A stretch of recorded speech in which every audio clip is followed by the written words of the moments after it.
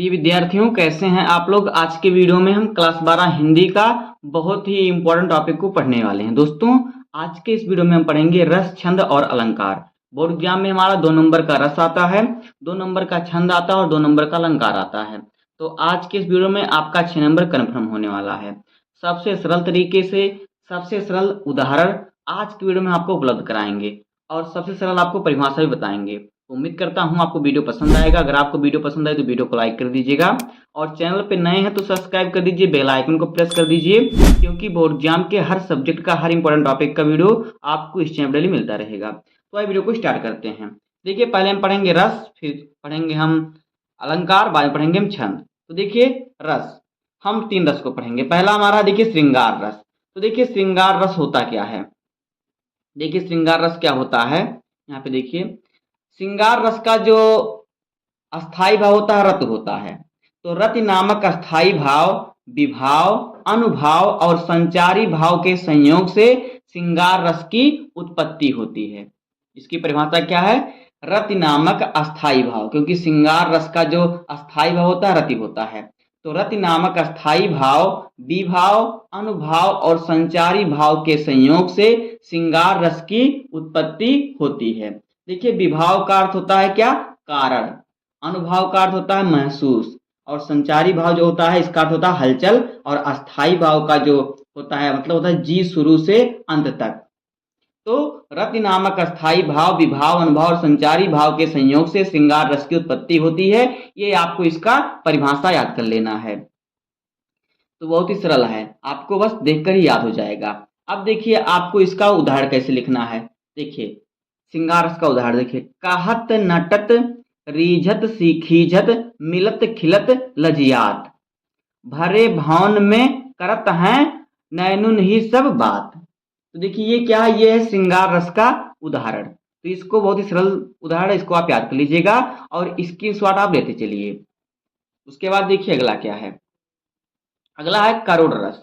तो देखिए करोड़ रस की परिभाषा और हम इसका उदाहरण समझते हैं। तो देखिए करोड़ रस क्या होता है, पहले इसकी हम क्या पढ़ेंगे परिभाषा, फिर इसका हम उदाहरण पढ़ेंगे। तो देखिए करोड़ रस होता क्या है। करोड़ रस का जो अस्थाई भाव होता है वो होता है शोक। तो शोक नामक अस्थाई भाव विभाव, अनुभाव एवं संचारी भाव के संयोग से करोड़ रस की उत्पत्ति होती है।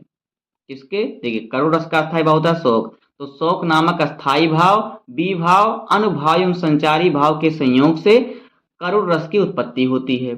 अब देखिए करोड़ रस का जो है उदाहरण क्या है, जैसे कि चिट्ठी न कोई संदेश जाने ओ कौन सा देश जहां तुम चले गए। देखिए कोई मृत्यु किसी की हो जाती है तो आजकल रील पे गाना ज्यादा लगता है, चिट्ठी न कोई संदेश जाने ओ कौन सा देश जहां तुम चले गए। तो इसमें क्या, इसमें करुणा है, इसमें पीड़ा है, शोक है। तो ये करोड़ रस का क्या हो गया, उदाहरण हो गया। इसी प्रकार से आपको बोर्ड एग्जाम में लिखना है, आपको 2 नंबर कन्फर्म मिल जाएगा। उसके बाद देखिए अगला रस क्या, अगला है वीर रस। तो देखिए अब हम वीर रस की परिभाषा और इसका उदाहरण पढ़ते हैं। तो देखिए वीर रस का जो है परिभाषा क्या होता है। देखिए वीर रस का जो अस्थाई भाव होता है उत्साह। तो देखिए वीर रस का अस्थाई भाव क्या होता है, उत्साह होता है। तो उत्साह नामक अस्थाई भाव विभाव, अनुभाव एवं संचारी भाव के संयोग से वीर रस की उत्पत्ति होती है। वीर रस का अस्थाई भाव क्या होता है, उत्साह होता है। तो उत्साह नामक अस्थाई भाव विभाव, अनुभाव एवं संचारी भाव के संयोग से वीर रस की उत्पत्ति होती है। देखिए आपको बस रस में क्या, आपको अस्थाई भाव मालूम होना चाहिए। जैसे श्रृंगार रस का अस्थाई भाव रति होता है, करुण रस का शोक होता है, हास्य रस का हस होता है। तो बस आपको सिर्फ यही बदलना है, उसका जो उसका अस्थाई भाव होता है वही बस आपको आना चाहिए। जैसे कि वीर रस का अस्थाई भाव उत्साह, तो उत्साह नामक अस्थाई भाव विभाव, अनुभाव और संचारी भाव के संयोग से वीर रस की उत्पत्ति होती है। ये इसकी परिभाषा हो जाएगी। अगर आप हास्य रस का लिख रहे हैं तो हस नामक अस्थाई भाव विभाव, अनुभाव और संचारी भाव के संयोग से हास्य रस की उत्पत्ति होती है। इसी प्रकार से आपको लिखना है। तो देखिए वीर रस का जो उदाहरण है क्या है, यहाँ पे देखिए जैसे हमने लिखा है, चमक उठी सन 57 में वह तलवार पुरानी थी, बुंदेलों हर बोलों के मुंह हमने सुनी कहानी थी, खूब लड़ी मर्दानी वह तो झांसी वाली रानी थी। तो यहाँ पे देखिए वीर रस की उत्पत्ति हो रही। देखिए जब कभी मूवी देखते होंगे, किसी देश की लड़ाई से बॉर्डर मूवी आप देखेंगे तो आपके मन में उत्साह आता है कि मैं भी जाऊं अपने सीमा पर और दुश्मन से लड़ाई करूं। तो ये होता है वीर रस। आप कहीं लड़ाई देखते हैं तो आपके मन में भी उत्साह आता है कि मैं भी जाऊं मारूं, तो ये वीर रस की उत्पत्ति होती है। तो उत्साह नामक अक्षाई भाव, विभाव एवं संचारी भाव के संयोग से वीर रस की उत्पत्ति होती है। इसका जो उदाहरण है क्या है, चमक उठी सन 57 में वह तलवार पुरानी थी, बुंदेले हर बोलों के मुंह हमने सुनी कहानी थी, खूब लड़ी मर्दानी वह तो झांसी वाली रानी थी। अब आगे देखिए, तो देखिए अब हम अलंकार को पढ़ते हैं। तो देखिए पहला हमारा क्या है, पहला है अनुप्रास अलंकार। देखिए अनुप्रास अलंकार की परिभाषा और इसका उदाहरण क्या है। तो देखिए अनुप्रास अलंकार क्या होता है, एक ही व्यंजन वर्ड की आवृत्ति बार बार हो वहां पे अनुप्रास अलंकार होता है। जैसे कि एक ही वर्ड की आवृत्ति बार बार हो तो वहां पे क्या होता है, अनुप्रास अलंकार होता है। जैसे कि देखिए तरन तनुजा तट तमाल तरवर बहुछाए, इसमें देखिए ता की आवृत्ति बार बार हुई है, इसमें भी ता है, इसमें भी ता, इसमें भी ता, इसमें भी ता, इसमें भी ता, यानी कि ता की आवृत्ति बहुत बार हुई है, तो इसलिए यहाँ पे अनुप्रास अलंकार होगा। इसी का दूसरा उदाहरण है पके पेड़ पर पका पपीता। तो यहाँ पे देखिए पा की आवृत्ति बार बार हुई है तो यहाँ पे अनुप्रास अलंकार होगा। तो दोनों में से आपको बस एक उदाहरण लिख देना, आपको 2 नंबर मिल जाएंगे, क्योंकि 1 नंबर परिभाषा पर मिलता है, 1 नंबर उदाहरण पर मिलता है। उसके बाद देखिए अगला क्या है, अगला अलंकार क्या है, अगला यमक अलंकार। तो देखिए यमक अलंकार की परिभाषा और इसका उदाहरण हम समझते हैं।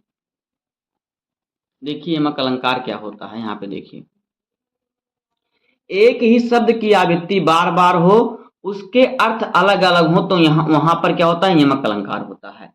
जैसे कि अभी ऊपर हमने पढ़ा कि एक वर्ण यानी एक अक्षर की आवृत्ति बार बार होती है तो वहां पे अनुप्रास अलंकार होता है। लेकिन जहां पर एक शब्द की आवृत्ति बार बार हो और उसके अर्थ अलग अलग हो, अर्थ क्या हो, अलग अलग हो, तो वहां पे यमक अलंकार होता है। जैसे एक ही शब्द है 2 बार आए लेकिन दोनों बार उसका अर्थ क्या हो, अलग अलग हो, तो वहां पर क्या होता है, तो वहां पर होता है यमक अलंकार। जैसे कि देखिए काली घटा का घमंड घटा, काली घटा का घमंड घटा, तो यहाँ पे देखिए जो घटा है क्या 2 बार है, एक घटा यहाँ पे एक घटा यहाँ पे, यानी काली घटा का घमंड घटा। तो यहाँ पे जो घटा है 2 बार है लेकिन दोनों का अर्थ क्या है, अलग अलग है, क्योंकि काली घटा यानी कि कहने का यहाँ पे क्या मतलब है कि आसमान में छाए हुए काले बादल, काले बादलों का जो घमंड है वो घट गया। तो देखिए यहाँ पे घटा का अर्थ है बादल और यहाँ पे घटा का अर्थ है कम होना।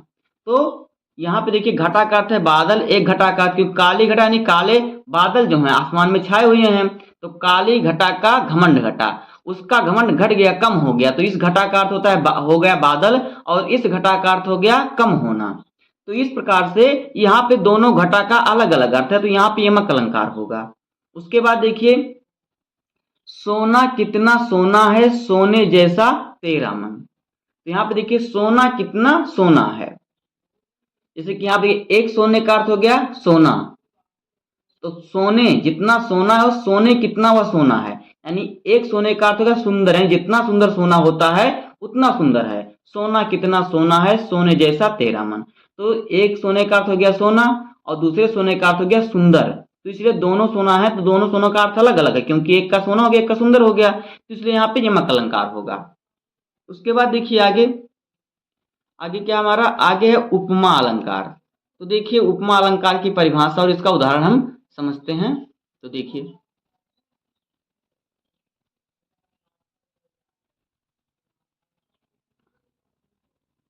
देखिए उपमा अलंकार क्या है, यहाँ पे देखिए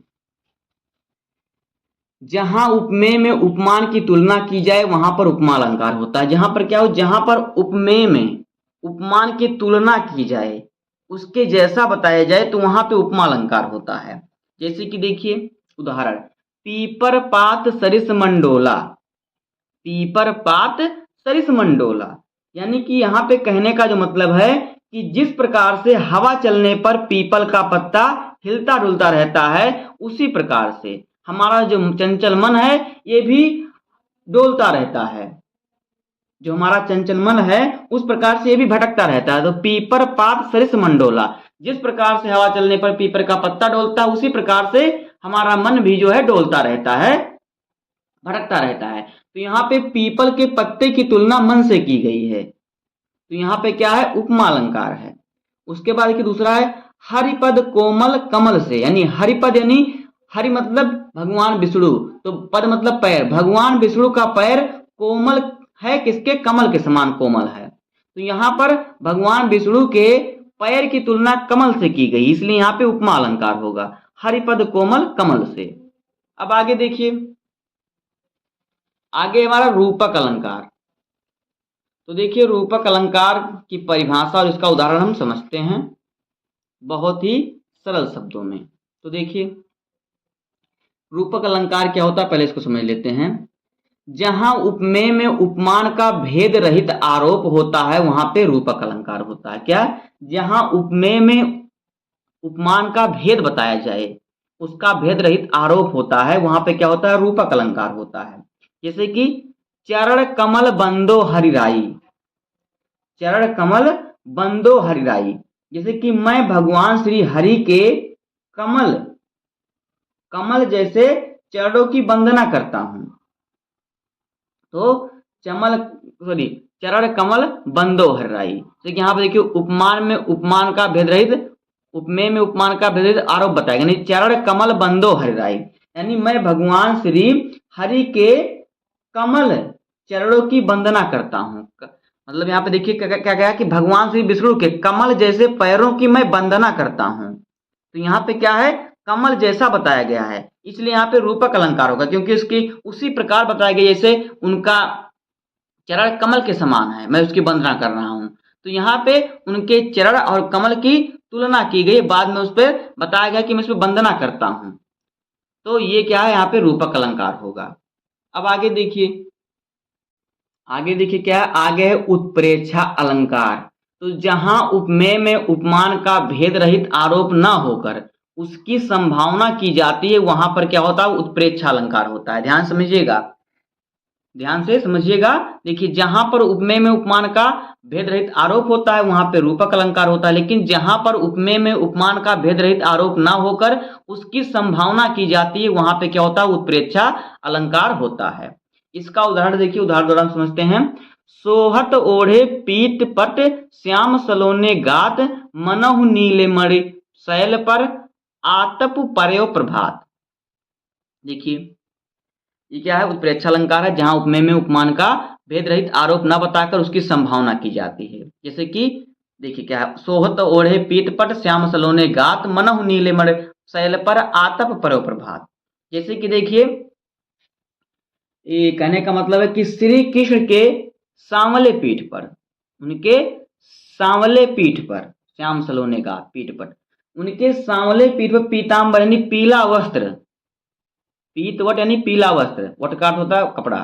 तो श्री कृष्ण के सांवली पीठ पर पीताम्बर से सुशोभित, पीताम्बर से ऐसे सुशोभित हो रहा है जैसे कि नीलमण, नीलमण एक परिबत है, जैसे कि मानो नील मनो यानी मानो, जैसे लग रहा है, मानो वैसा लग रहा है कि देखने पे कि जैसे नीलमणि पर्वत पर सुबह की, प्रभात ने सुबह की, सुबह की प्रकाश की पहली किरण पर्वत पर पड़ रही है।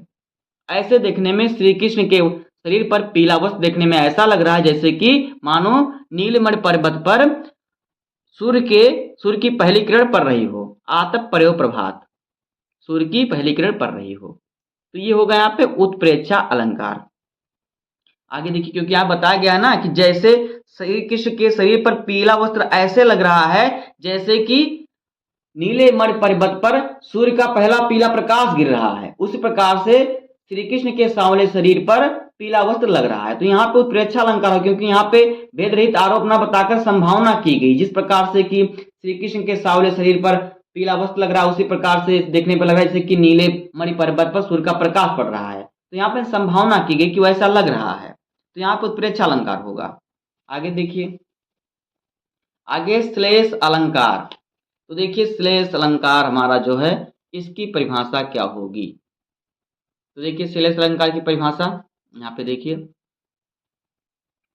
जहां पर कोई शब्द एक बार आए लेकिन उसका अर्थ अलग हो वहां श्लेष अलंकार होता है। कोई शब्द क्या है एक बारह या एक से अधिक बारह, उसका क्या अर्थ होता है, अलग अलग होता है। जैसे कि रहीमन पानी राखिए बिन पानी सब सून, पानी गए न उबरे मोती मानुष चून। तो देखिए मनुष्य को हमेशा अपना आत्मसम्मान, चमक और विनम्रता बनाए रखनी चाहिए। क्यों? क्योंकि पानी के बिना मोती, मनुष्य और चून का कोई क्या है, कोई जो है, जो उनका देखिए पानी गए न उबरे मोती मानुष चून। तो पानी, मनुष्य, जो मनुष्य है, क्योंकि पानी के बिना मोती, मनुष्य और चूना जो होता है, चूना का कोई मोल नहीं है। तो ये हो जाएगा श्लेष अलंकार। अब आगे देखिए, आगे हमारा क्या है, अब आगे हमारा है छंद।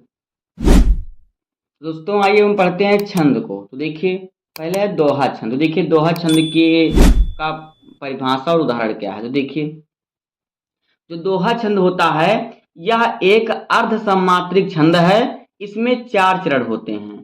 पहले और तीसरे चरण में 13-13 मात्राएं तथा दूसरे और चौथे चरण में 11-11 मात्राएं होती हैं। दोहा क्या होता है, अर्ध सम्मात्रिक छंद होता है।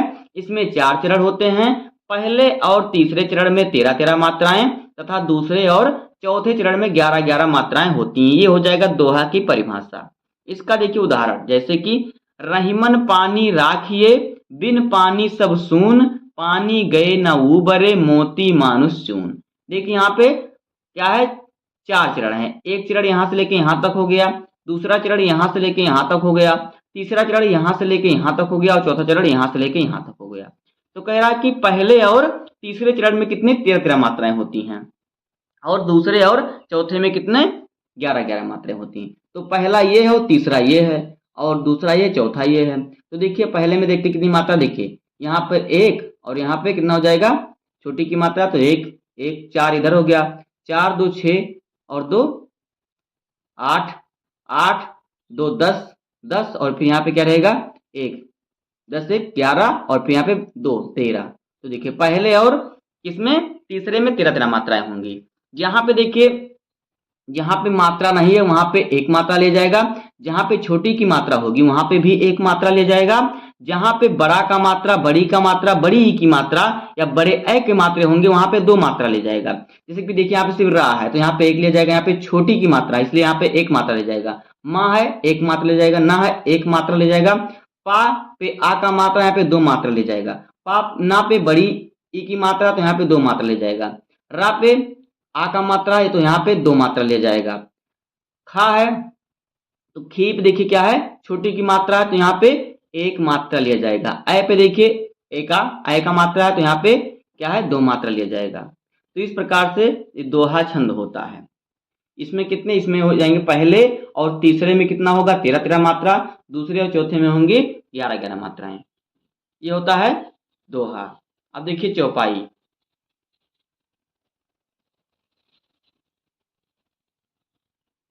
देखिए चौपाई छंद क्या होता, चौपाई क्या है, चौपाई छंद। तो देखिए इसकी परिभाषा और उदाहरण समझते हैं। तो देखिए इसकी परिभाषा क्या हो जाएगी, यह एक सममात्रिक छंद है। इसमें 4 चरण होते हैं और प्रत्येक चरण में 16-16 मात्राएं होती हैं। जो चौपाई होता है यह सममात्रिक छंद होता है। इसमें 4 चरण होते हैं और इसमें प्रत्येक चरण में 16 मात्रा होती है। यहाँ पे देखिए 1 2 3 4 चरण। जैसे कि देखिए जय हनुमान ज्ञान गुण सागर, जय कपीस तिहु लोक उजागर, रामदूत अतुलित बलधामा, अंजनी पुत्र पवन सुत नामा। तो ये चौपाई है। इसके प्रत्येक चरण में 16 मात्राएं होती है और हर एक चौपाई में 4 चरण होते हैं। यहाँ पे देखिए 1 2 3 4 चरण है। जैसे कि देखिए यहाँ पे 1 मात्रा, यहाँ पे 1 मात्रा 2 हो गया, यहाँ पे 1 मात्रा 3, यहाँ पे 1 मात्रा 4 और यहाँ पे 2 मात्रा 4 2 6, फिर यहाँ पे 1 मात्रा 7, यहाँ पे 2 मात्रा 9 और यहाँ पे 1 मात्रा 10।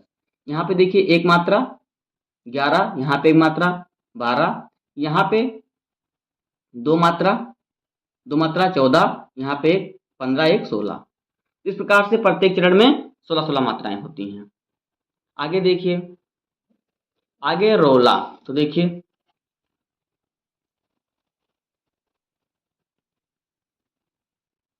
हम रोला को पढ़ते हैं। देखिए यहाँ पे देखिए जो रोला है रोला एक सममात्रिक छंद है, इसमें 4 चरण होते हैं और प्रत्येक चरण में 24-24 मात्राएं होती हैं। यहाँ पर देखिए हमने सिर्फ 2 ही चरण लिखा है क्योंकि जगह कम थी।